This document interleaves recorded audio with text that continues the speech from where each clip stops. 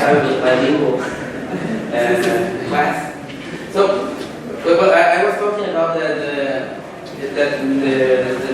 music regime for the models. Our models with a fine tuning is quite a great thing for analyzing and composing music. But the problem is that you have to perform such music.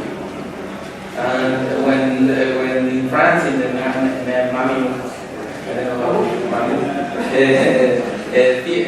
seminar, they asked for Mazzola, well, so that this great thing, how do you use that in jazz? And well, the connection is so remote that you could say it's an existence in a certain way. Of course, it does exist, but he has never perhaps meditated so much. So he realized that much of what he does has to do with gestures. Everything. And it's curious because I am not pianist, so I can give another take on the same thing. Because at least in my personal experience as a guitar player, to me sometimes chords or melodies patterns are certain gestures I do with my hands. And if I know what I gesture with my hands, I mean, in terms of, for instance, this kind of gesture is always a minor chord, more than a minor chord. And this gesture almost always is a major chord. The gesture is another kind of major chord, and the like. So it's this is it. Yeah, well, the piano, yeah, right, yeah. But since we use only one hand, it's much more complicated. So, for instance, the classical gesture of playing this what is called the classic circle for music, but it's very popular in Latin America. Perhaps also popular in music in other places. They play the degrees, the first and the sixth, minor sixth, and then the third, minor third, and the fifth, sometimes with the seventh. But it's not based on the It's just a progression. Yeah. I don't remember, there's a name for it. I think I don't like the name. So it's gesture. So it's a gesture. You don't really, I mean, at least me as a guitar player, and I think most of those I know, that they're not classical guitar players. They would think of the gesture all the time to play, not actual chords and notes and the like. So, and certainly you have watched Mazzola playing, right? So it's quite explicit, the gesture and the nature of his playing. And more so, well, you can see that in this the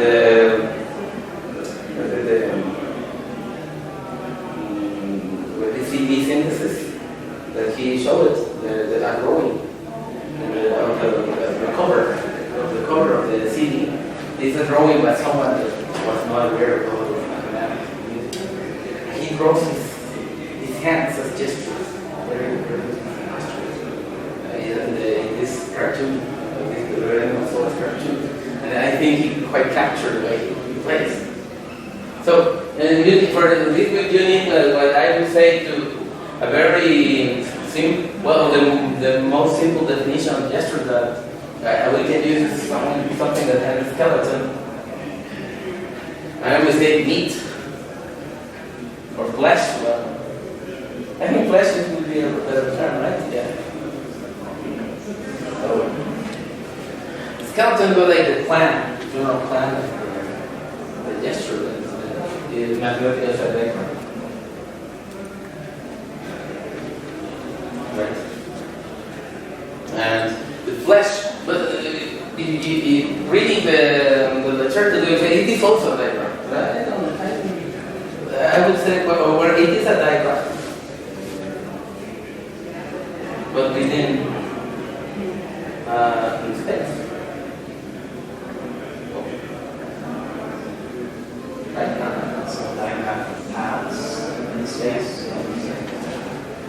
And for instance, and it's interesting that whereas Mazzola uses so complicated examples, they use much more simple ones. We have this simple diagram. I like to draw it. I feel like black holes for the graphs.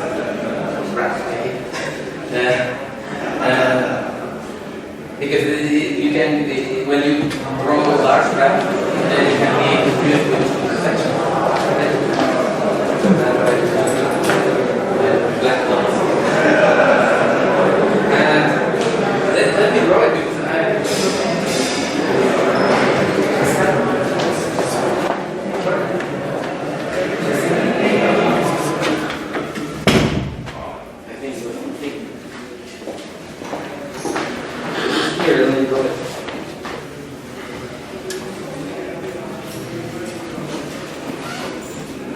because that's what I chose for the logo of the conference.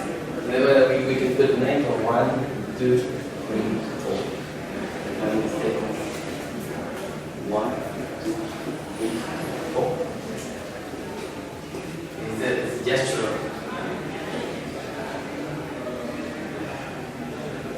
And that's marking time. Conductor, yeah. Nice. So this is the thing. Nice. Well, nice logo. Yeah. Because I think it conveys the whole meaning of the thing. And I think no one is really outside if I take this as a logo. Because I know there are people who concentrate on graphs or who concentrate on groups. This is like a group. Yeah. So just understand exactly what's in a diagram. Is it just a shape without any notation or saying anything to it? What is a diagram? How do you define it?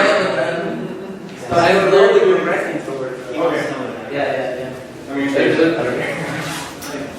So the gesture is doing this, and it's a multiplication from the speculative graph to the abstract graph to the logical one. What is the first definition? But this is cutting edge, so it is changing every day. Every day is more general, and I can't quite follow the pace of it. The first time I got to know this, it was even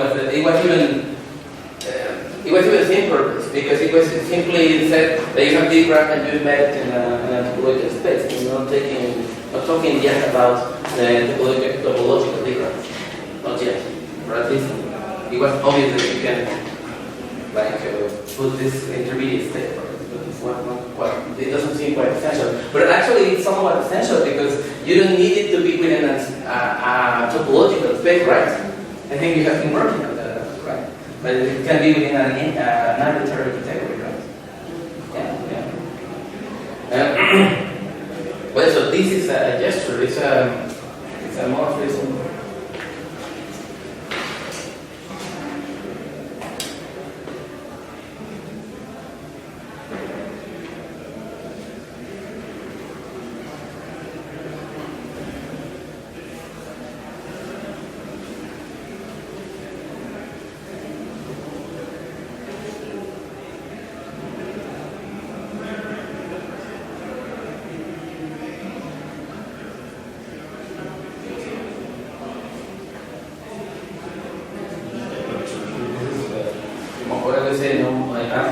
Marking time.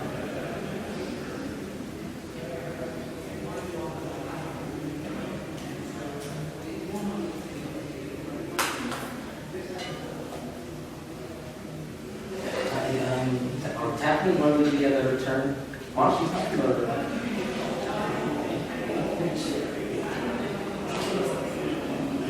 tiempo.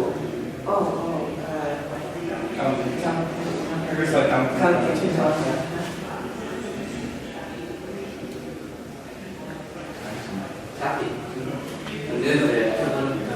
Well, you can use tapping actually. Tapping also works. That means setting a time. Yeah, but somewhat more informal. Or not. Watching. I don't know the term in English, so that I know what it is. Yeah, it's marked out tempo. Yeah. So, and this is the conductor.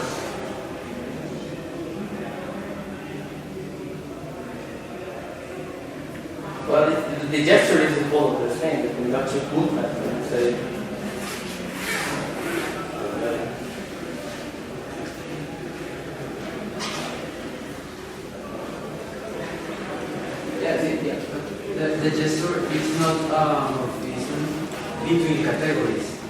This amorphism of diagrams. This amorphism of diagrams from the left-hand diagram to the right. What you say here? From the right, from the category of the diagram to the category. Is what you said, or is it different? No, I think that is different. What would you It's say? amorphism of diagrams. But that's not. Not between categories. Okay. Oh yeah, you're right. Yeah. Oh, this is a marking. I am talking about a particular morphism, an object. Okay. Yeah. Okay. Yeah. You were. I was afraid from. Yeah, it's not that general. That would be the whole. I don't know. Yeah. Okay. Now it's not the whole of morphism, of course, but it's not specific. Okay, yeah. So yeah. Pretty much that would be it. I have to say. But of course, I'm trying to say something else. The chat time is,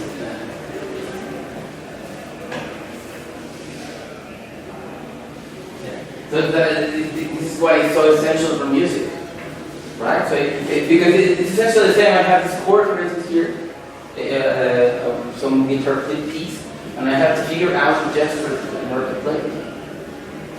Well, the movements. The gesture is that thing. I suppose it's somewhat puzzling, not saying, but to me this is the gesture. Well, it seems like this one is the gesture. But remember the point, the discussion we had of points yesterday. They said a point. It's seeing. This is where I have to see this abstract construction. Because, for instance, this is one way of realizing, but for instance, I can merge this one, or where I can merge all of it, and just like saying, like, and we search for the same thing. Just like, or a light, if you, when you're like in the electronic method, that you have, right? So it would be like real light circuit. And you just, one, two, three, 1, 2, 3. Of course, you will lose meaning, but it's also gesture. So valid gesture. So, can I raise? Is someone taking notes? Or so.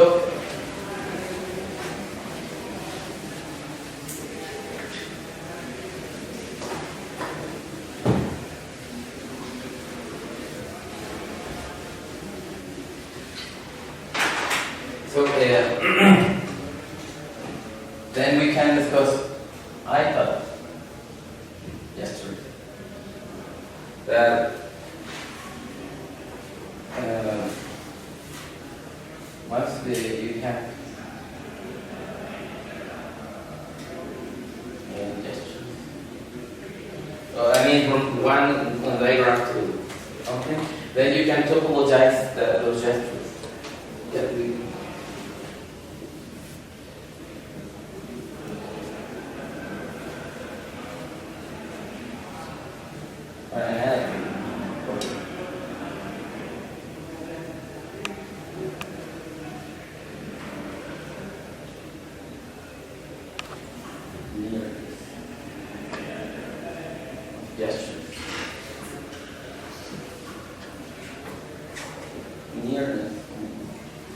For instance, what I draw is not exactly the same drawing as it is in the digital rendering, but they're essentially the same. They're close. We know they're close, so you can make this very precise. But if you want to know the open topology that you need to know this to work. But the thing is that if the mappings are close individually for points, then the whole thing is close one of the other. That's the essential thing. So, like, how did I draw? I try to draw the two different ones. It's not the same. So,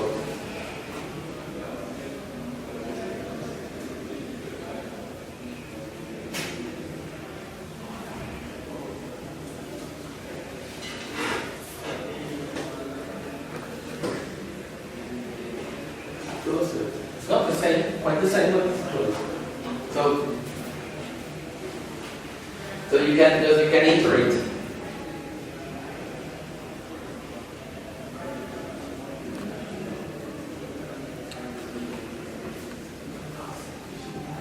The construction. For instance, you can have this gesture. Well, I'm taking this diagram, the loop. And then you realize there's loop.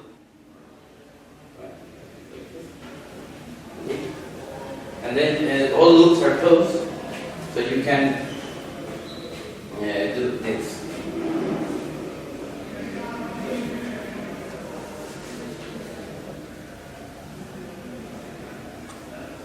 A loop of loops. This loop is going to travel all around.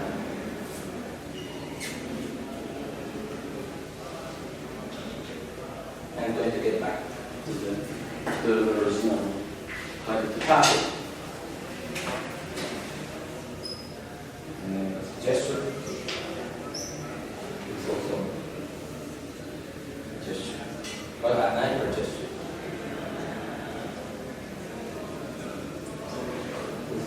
Well, it can go the other way around, it's the same. And you can make this again in a higher space, and you can also loop this loop of loops.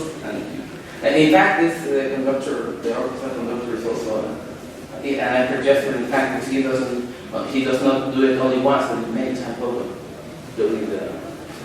And he can somewhat like control the actual speed by with nuances of the gesture. So, of course, it's an anti-gesture, the whole thing. So, if I'm not mistaken, this one would be like, this is the diagram D, and this is the, what was the standard notation in this, on this side? Down? The circle? No, but when you have, this is a diagram, an abstract diagram. Is one. What? Is one? Yeah. For the cycle. No, but I mean the, no. But when they're topological diagrams, what's the standard notation you use? Is it gamma? Is it gamma? No. Gamma is a Marquez, right? It's a gamma. But in what space are you making that circle to the right? On R1. R2? No, R2. So that's the circle, that's S1, yes? That's a normal notation for that.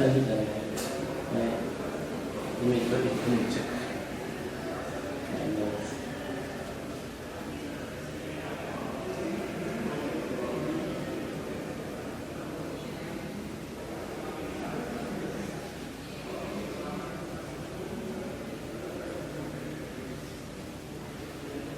Oh, yeah.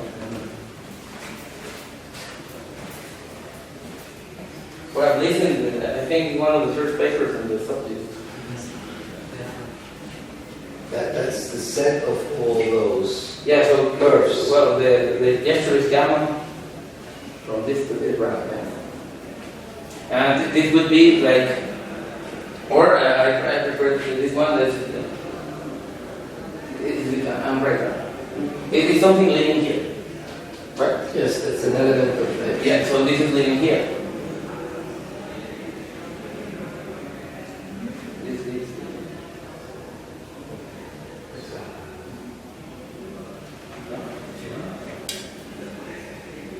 looping loops, which are this is one of those looping loops. So, and you can do this many times over. When it's only this graph, it doesn't make it's not quite a thing, because this is identical to one. You can use different graphs. Here comes another important thing. But can I erase the same one? I don't erase. Yeah, okay. So.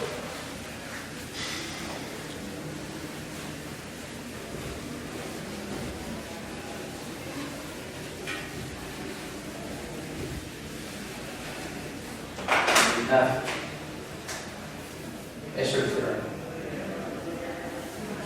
But I don't like the name. I would call it Mazzola. Mazzola yesterday. But well, the thing is that if I'm not mistaken, the inspiration is because of this Prince of Escher that it doesn't mind whether there are stairs. It doesn't matter if the stairs are going up or down, really, right? But then it's kind of this switch between, what's inside, outside, and Yeah. so there's the different roles of the dimensions here. With only one graph, iterate. It's not linear.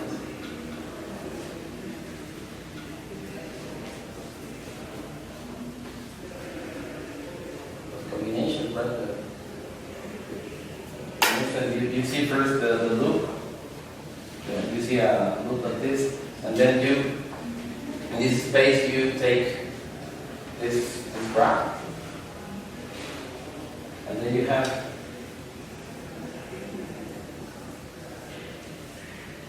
a tube, right? You make a loop, and then you translate that loop. It becomes a pipe, right? So, but the interesting thing is that you can also do this first. You have the abstract graph. You have a line, and then you can loop it, and it will be like. Well, this is more difficult to draw.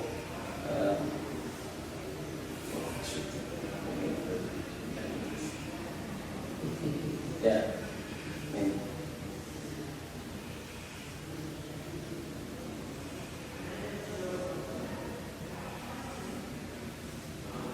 Well, do you see the difference? I think it's even better. Like here, it's like even like this.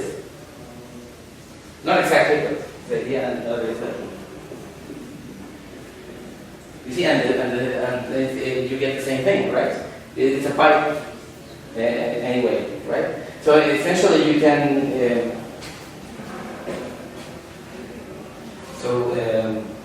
I want to put this delta 1 and delta 2. So delta 1, so things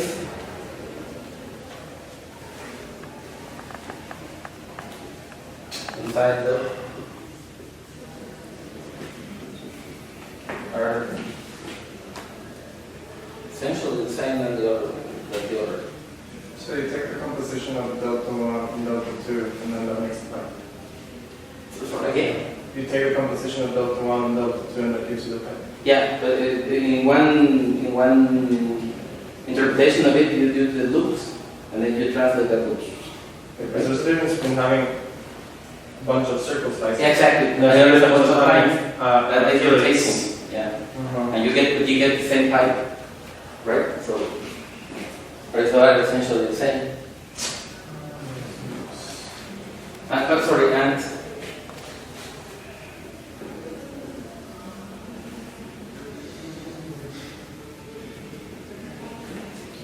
We have one delta too much in the first line there. The last delta is not necessary. Oh, yeah.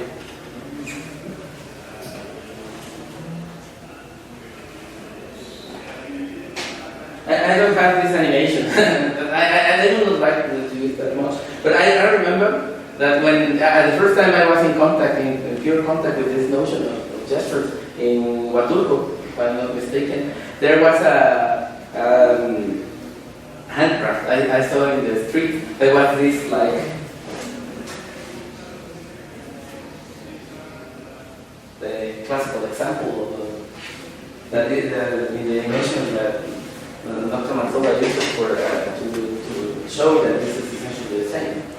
You have a circle and you do it like this, or take this parabola and make it. You can see it's a line of circles or a Circle of lines, yeah, exactly. So, there's also the Cartesian product. Is this like actually? yeah. Both of those are the same. Yeah, but there are more things. It's more than I can see. I think in general. Yeah, also the topology is the same, yes. Yes. Homomorphic topologies. But so can I erase or? Well, I can do it. So the thing is that this is important for counterpoint.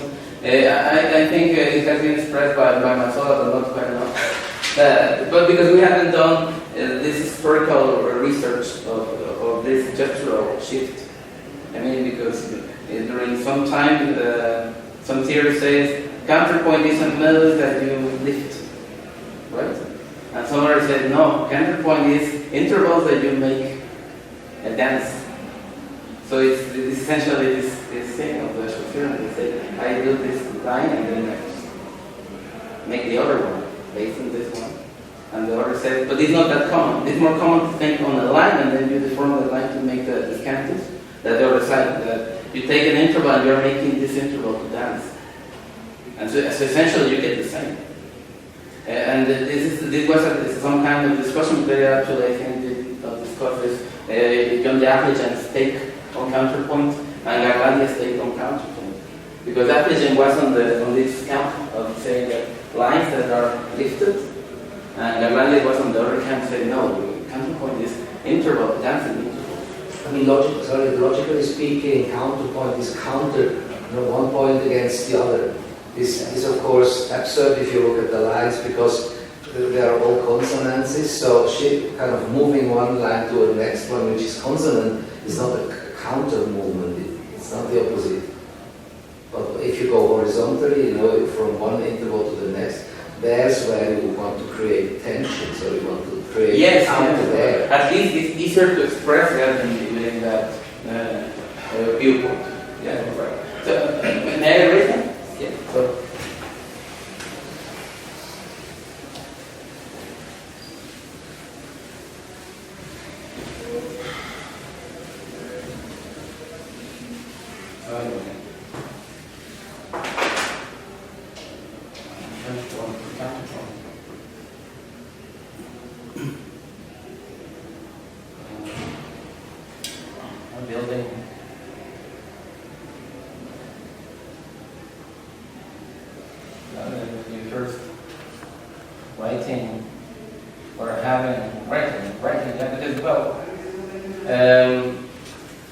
The trouble I have sometimes with counterpoint, they have religious connotations. So yeah, so the cantus firmus was not only cantus firmus because of it was the base or something, but it also was because since it was related to religious ideas, those religious ideas also were cantus firmus. All life, all things have to be based on the things, so that when they are sacred, they are untouchable.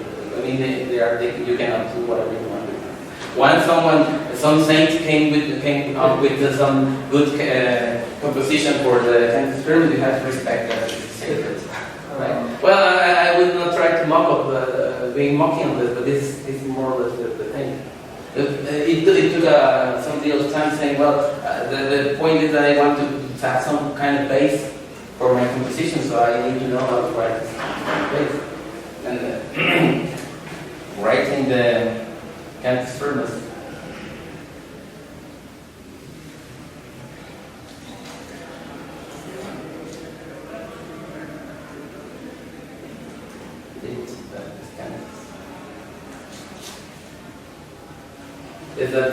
That's one camp. I would say the applications.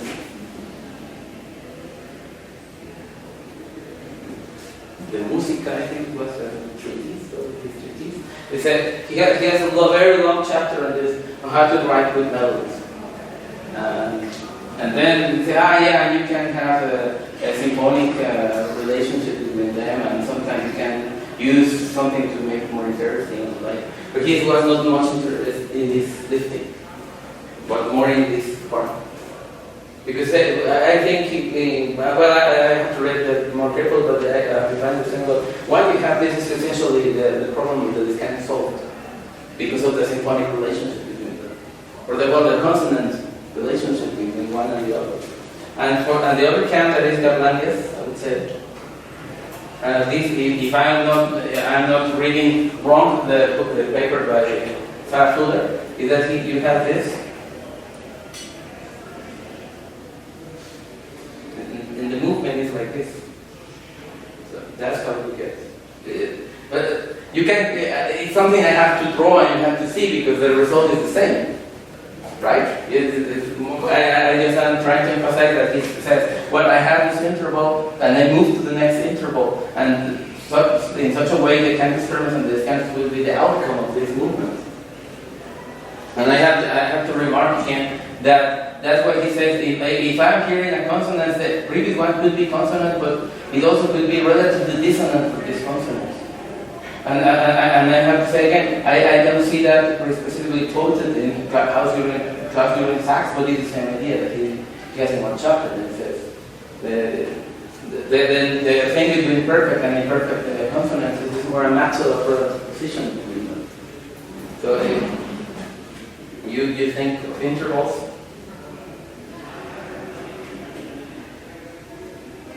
and the movement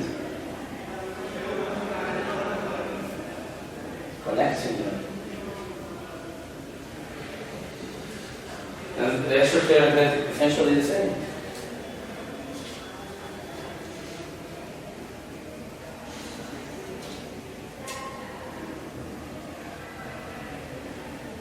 But the same outcome, I would say. But the same outcome. But not the same, not quite the same. If you perform, then if you use one or the other, philosophy probably will perform in different. Yes, I would say because here the idea is point against point. Point against point. But here is point against point.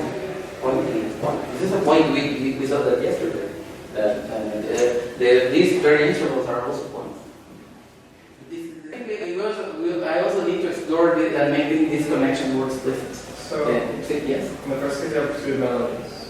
Yeah, two melodies connected by good relationship. Yeah, there's consonants. And then in the second case, you're more like this horizontal confusion has more to do with the intervals that are moving. Exactly, with intervals appropriately or let's say like harmonically moved, right?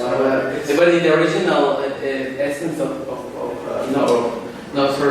modulated, correctly modulated, in the sense that there is some logic of moving from one interval to the next. So we could say that on the vertical axis we have different voices. Yeah. And on the horizontal axis we have intervals. That's what you can say. Sorry again? Okay, so you say on the y direction Yeah. you have voiceless. Yes. And on the x direction you have intervals. Well, this interval was. Maybe I'm using the wrong term. Well, perhaps that would be a simple connection. You can also say this is this point against this point. But I am not quite sure if anyone has said that. Sometimes food for thought.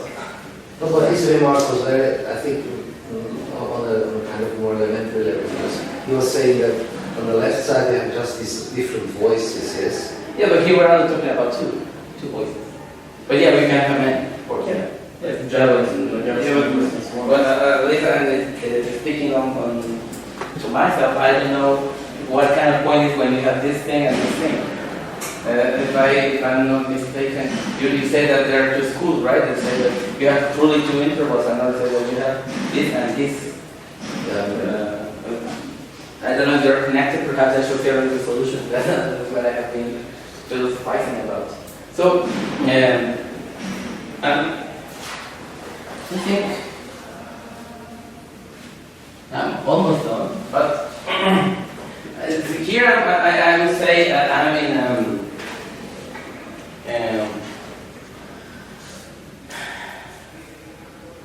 chartered, but it's still quite not understand territory. I don't want to talk because now you have gestures, but remember the connection between this and the topos of music. Well, I mean the sheets, the sheets on art or our modules, the fine transformation is not quite explicit, and I understand this is the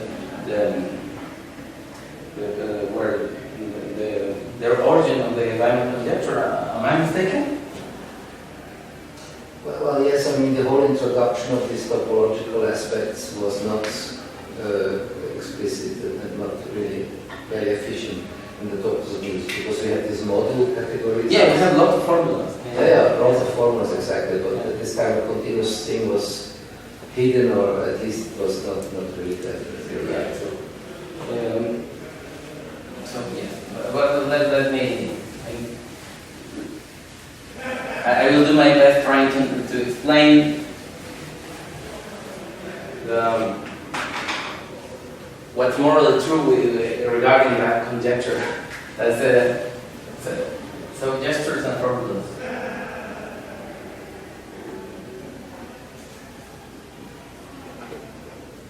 So here are the gestures, and I should recall that this has a relationship with this thing. And this one, just the gestures, like two people. Yeah, but that's what I should understand. I mean, it's technically difficult for me. This thing, what does the formula means for the dynamic conjecture? But you have diagrams. In fact, that's what I say. Juan Reyes has essentially done all of this for me now. Taught my now, but I think it's not bad to do it again, right? If you have formula about gestures, I can put it here for gestures. Formula.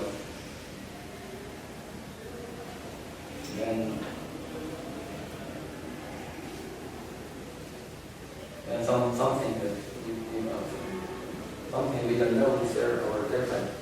So I think we quite understand formulas, and also has to do with the graph. Perhaps a little example is this commutative square that helps us to define natural transformation. That's an equation, that's a formula. And we have these gestures that were created to understand what does it mean to play music, right?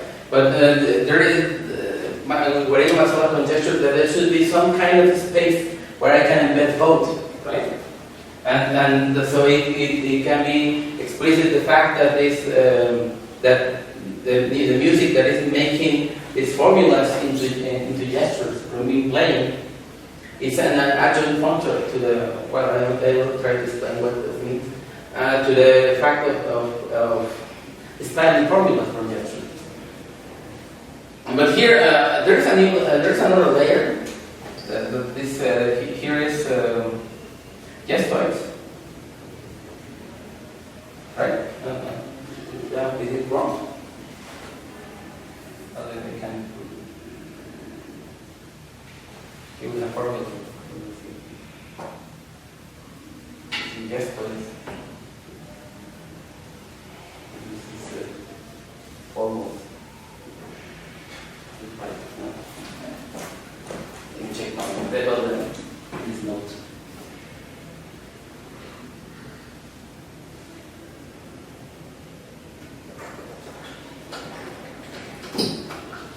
What's the difference between a formaloid and a formula? Sorry. What's the difference between a formula and a formaloid? Yeah, I'm trying to explain. I do my best. It's something I also understand, trying to understand. And also, I must confess, delivering this nanocourse is an effort from myself to understand this better. But that's why you learn is by teaching. Yeah. So, you have gestures, for instance, and perhaps in algebraic topology, gestures sound not strange at all because say loops inside the topology is very gestures. I know that long ago. And say when you take a formal linear combinations of gestures, and whenever you can dovetail one gesture and another, you know what to do when you have those kind of mathematically, you know what to do with those things. So that would be gestoids. I mean, knowing it with some more algebraic properties, right? And formulas, well, this is quite technical. I don't know why it's necessary to do that thing, but this is quite natural. In my view, it's very natural the way it's defined because it has to do with spectroids. Yeah, it's an Artinian ring. Well, I can't even recall the whole thing, the whole list of requisites it needs. what I understand is that you can, within those things, you can define equations. Yeah? And you can, and some of these diagrams, you can see them as transforming one equation into another equation. I mean, the diagrams tell you what is possible to do.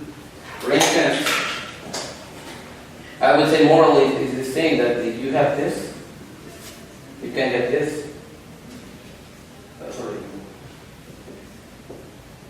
Yeah, this is a formula. There's another formula. There's a way of going from this formula to this formula, right? So that's how you would be able to connect formulas. But you can also take linear combinations of formulas, and that would be what the formulas are.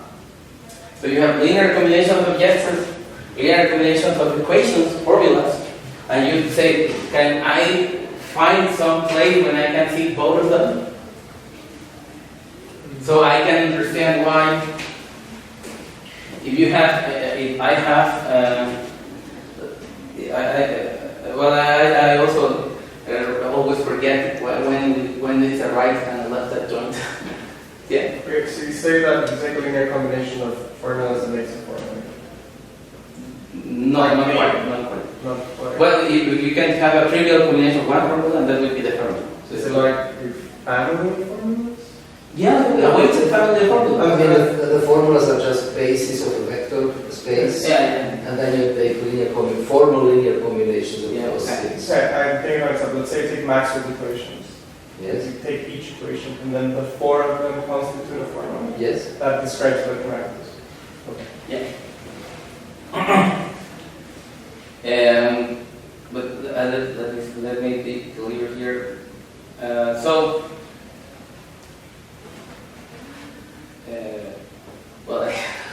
I lost the thread. Can I add perhaps some background why I came up with that idea? Because the right side, these formulas and formulae comes from Peter Gabriel's whole, linear algebra and the representation theory, and he came up with this kind of first step from algebra to topology when he invented what he calls,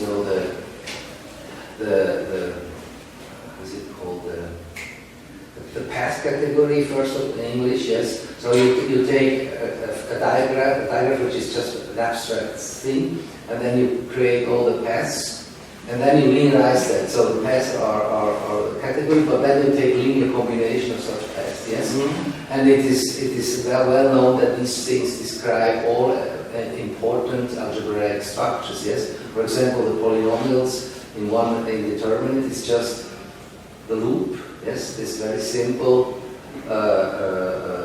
digraph, and then you make the linear combination of powers of those loops, and the loop is x, and the powers of the path n times is x to the power n. So you get the polynomials, so you get those, but you can get any kind of interesting ring if you look at those things. So the idea was, I think Gabriel's idea was to topologize algebra by stepping from the digraphs to some algebraic structures. And in his original works, he also had a topology on those spaces, a natural topology.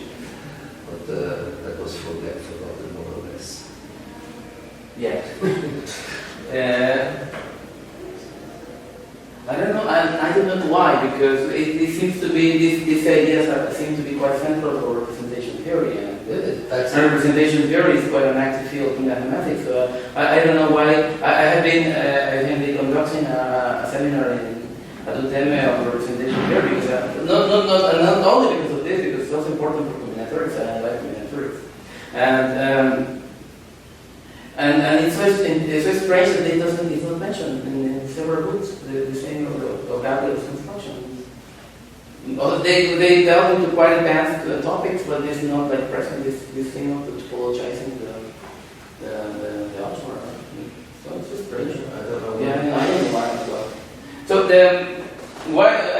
so this is the classical thing from topology, right? That you have the suspension, seeing a space from the suspension of another space. It's the same, but essentially the same as seeing the original space, but the space of loops of this there's another space, the y space, from the x-axis, right? And this suspension, it looks like that. This is the suspension of S1, right?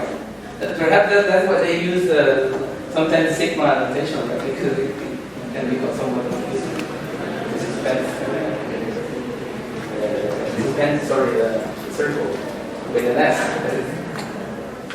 Well, you have the circle. The idea is you have the circle and you perform this tube, this pipe, and then you collapse this part, and that's the equational part. The thing that say all of these are equal. But also you glue together the top and the bottom, yes? Yes, exactly. All these points are equal. Yeah. All these points too.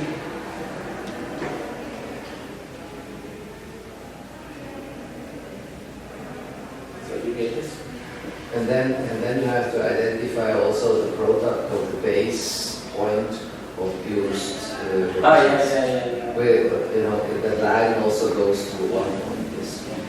Yeah, it's essential. Technical. Reduced suspension versus Reduced suspension. And you have the loops, and you have this space. You see all the loops. This is a gesture within the space, and it says, seeing this space from the gestures is the same as seeing the gestures on y, seeing the space from the gestures of y is the same as seeing y from the suspension of x, or the equations of x. It says, this suggests that there is some kind of space, these are topological spaces, so there may be some category where I can see both of this. And find that junction, and it would say, this is music. Music is converting formulas into gestures. Right? The score is a bunch of facts and equations of time, of pitch, and many things. So you make the gesture so that you can hear it. That's music. And here's mathematics. You see all of the strange gestures in nature, and you collapse them, you condense them in some kind of formula. For instance, this rotation thing. You see a rotation, you can collapse it to a matrix, right? So again, this is the question: where I can see both, and prove that they are adjoint, or whatever generalization needed to adjoint. And it would be very beautiful because it would make very explicit the relationship between music and mathematics, and I would say very important for the human spirit to see that this is what that is a real relationship between music and mathematics. That puzzles some people because they say, well, how is it possible that you like all these abstract formulas? You're a mathematician and you're also able to play beautiful music. That seems like making no sense. Well, they still don't know. That's the question. How can this can be possible? And to concede it's possible. The thing is. Well, it makes the most sense. Sorry? It makes the most sense. Yeah, exactly. For us. But for those who can do it, it makes sense. But I have met lots of people who cannot figure it out. Because they haven't done either music or mathematics. Well, like most people think that mathematics is just arithmetic, right? Yeah, exactly. But something that I think is missing in this part, and perhaps Mariana Montiel is going to agree with me in this, is that I think that teaching is here as well. What is here teaching? Teaching, because you have the what is in the book, written in the book, and you have to make it come alive so people can understand. And it's quite gestural thing. That's what I don't like. That's why if I can, I don't use slides because there's formulas, more formulas. Yeah. So and I love when for example, when you see me drawing, you can see the gesture. So I don't need to animate it or nothing. Look it as it is. That's what I like. Could it be that we have to draw two arrows, one from the gestuit to the formaloid, and one in the other direction? That would be two functors. Yes, So capture teaching. No, I mean just mathematically speaking, that we would really have adjoint functors, one from the gestually, the category gestually, to the formoid, and one in the other direction. Yes. And one would be mathematics and one would be music. Yes. So these adjoint functors could be really those between those things. Yes, exactly. This is math, right? Yes, exactly. Perhaps that is. Yeah. And if teaching is here, what is here inside of music? Is it composing or what? This is music theory. Yeah, well, perhaps. Yes. You see the natural things of music and say, how can we understand this? And you write a tract, a very long tract on why the word is consonant, what you want it to be consonant, or the like, right? Yeah. Can I answer the story that I think Louis, when he invented transformational theory, this was on the right side, it was on the formal side, because it was about diagrams that has nothing to do with gestures. No. But in his texts, He there's always does. the subtext of where he says, how can we understand the kind of characteristic gesture from S to T. So he thinks in gestures, but he writes in precise language on the right side. So it's very interesting that he had this kind of schizophrenic understanding. Because he was trying to teach. That's why it was clear to him what he wanted, but he was not writing it in the precise way, or at least in the explicit way, right? Yeah. So, because we're talking about teaching, I think in teaching there's like two really important aspects. One of them is finding an instance, which is a specific example of something, and then the other thing is metaphor. And then I'm wondering where we place them here. Lower, Because those are different theories, yeah, of teaching. These are a personal.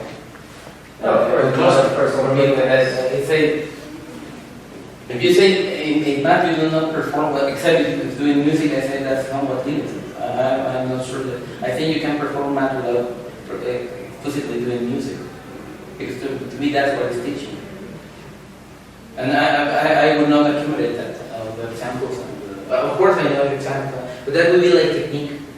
So it would be the analog technique, of course, because for instance, for playing the guitar, of course you can destroy the neck of the guitar pressing it very hard, right?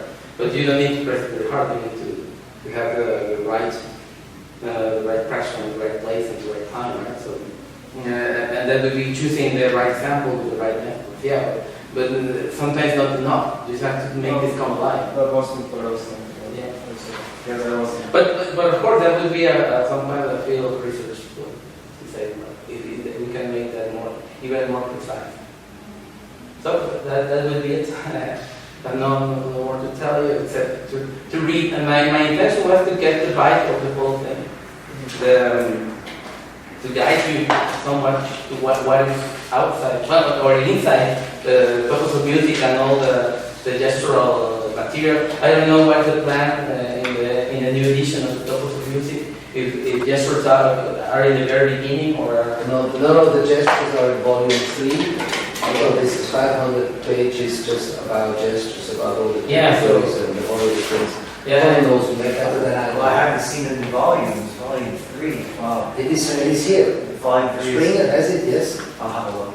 I mean, it's not the final, the really final thing, but it's more or less the content.